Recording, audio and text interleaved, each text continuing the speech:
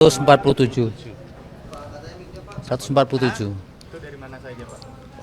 Nggak hafal, tapi kan dari berbagai kabupaten kota ya. Kalau provinsi kan belum ada yang masuk. Kalau untuk yang gubernur dan wakil gubernur, Ya itu tadi yang disampaikan belum. belum ada. Belum Tapi kan. batas waktunya sampai kapan itu, Pak? Ya batas waktu kan masing-masing berbeda, tergantung provinsi itu KPU provinsi menetapkannya.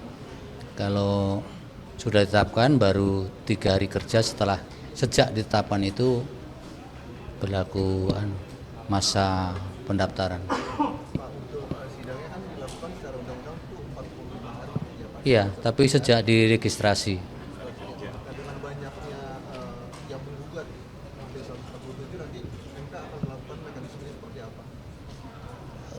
Kan kalau persidangan kan nanti dibagi 3 panel.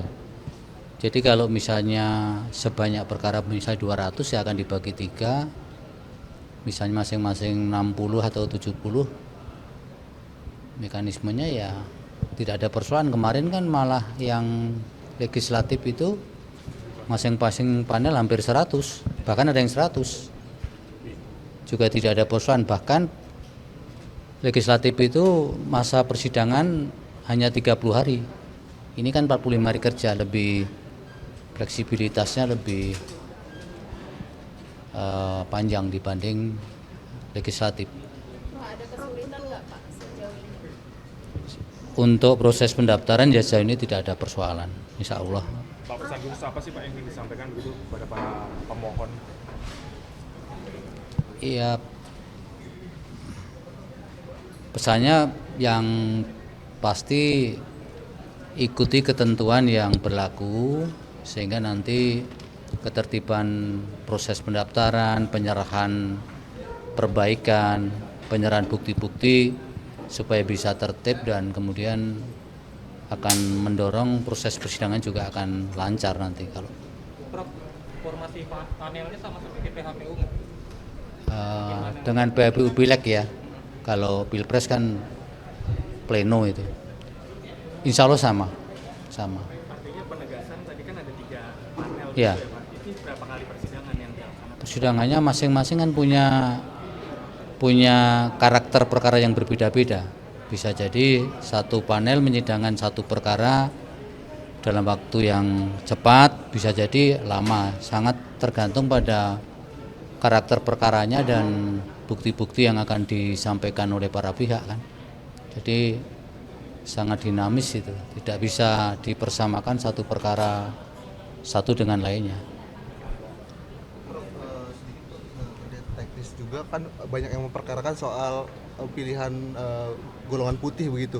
Nah, dengan banyak golput banyaknya golput ini apakah Materi nanti kami tidak bisa menilai sekarang, nanti kita sudah menjustifikasi sebelum menyidangkan perkara, nggak boleh nanti. Pengajuan sebelum adanya persidangan prosesnya apa? Pengajuan ya kan ada proses penyerahan perbaikan. Nah nanti setelah perbaikan kemudian akan diregistrasi oleh Mahkamah Konstitusi. Setelah diregistrasi nanti para hakim akan menggelar gelar perkara untuk masing-masing panelnya, kemudian nanti menetapkan hari sidangnya. Itu aja Mbak. Apalagi? Untuk kemungkinan sidang perdananya sendiri itu kapan kira-kira? Nanti tanya Prof Saldi, tadi lagi di ya kira-kiranya di awal Januari ya. Pastinya registrasi kalau tidak ada halangan dia tanggal 3. Nah selebihnya kan ada sekuen waktu 4 hari, selambat-lambatnya harus sudah sidang pertama. Nah, kalau pasti tanggal 3 ya setelah 4 hari kemudian atau 3 hari, karena selambat-lambatnya bisa 1 hari, bisa 2 hari, tapi ada hukum acara yang pemanggilan itu harus 3 hari kerja kan, yaitu yang kemudian tidak boleh kurang dari 3 hari, itu harus sudah dipanggil para pihaknya. khususnya pihak pemohon dan pihak terkait. Jadi baru ya idealnya memang sesuai dengan hukum acara hari keempat itu baru bisa sidang setelah registrasi. Kalau mengikuti peraturan MK itu kan ada 2 tahapan ya, Prof. Kalau di tahapan kedua itu kemungkinan sidang perdananya itu di 9 Januari. Itu baru baru kemungkinan akan dilakukan registrasi 2 tahap itu kan. Itu sangat dinamis, artinya tergantung perkara yang masuk. Kalau perkaranya tidak terlalu signifikan, misalnya masih seperti kira-kira pileg kemarin kan 300-an ya, itu mungkin masih bisa dilakukan registrasi 1 tahap saja.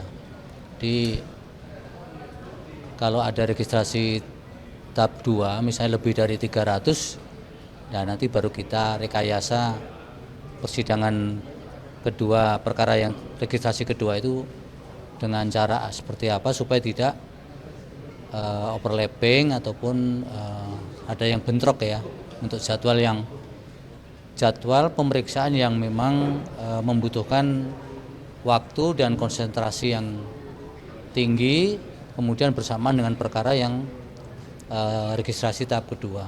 Tapi sangat tergantung jumlah perkara yang masuk dulu, itu belum pasti ada tahap kedua itu, Mbak. Prof, apakah aturannya akan sama seperti Pilpres dan Pileg kemarin untuk hakim yang mungkin punya kekerabatan dengan pemohon tidak akan disidangkan di persidangan yang sama? Ya jika ada ya tetap sama, karena Undang-Undang Kekuasaan Kehakiman kan tidak membedakan terhadap perkara yang seperti apa. Sepanjang perkara itu menjadi kewenangan Mahkamah Konstitusi atau badan peradilan di luar MK pun kan sama ketentuannya. Bukan perkara jenis apa, tapi disitulah konflik of interest itu melekat kan. Jadi tidak membedakan perkara apa. Sepanjang ada kepentingan yang berbenturan ya nanti perlakuannya sama. Sejauh ini belum ada ya, karena masih Belum. Kan belum ada perkara yang kita bisa baca karena kan ini masih permohonan awal, belum perbaikan. Jadi belum menjadi perkara yang bisa diregistrasi. Kecuali nanti sampai batas waktu perbaikan tidak menyerahkan perbaikan, permohonan awal pun bisa diregistrasi.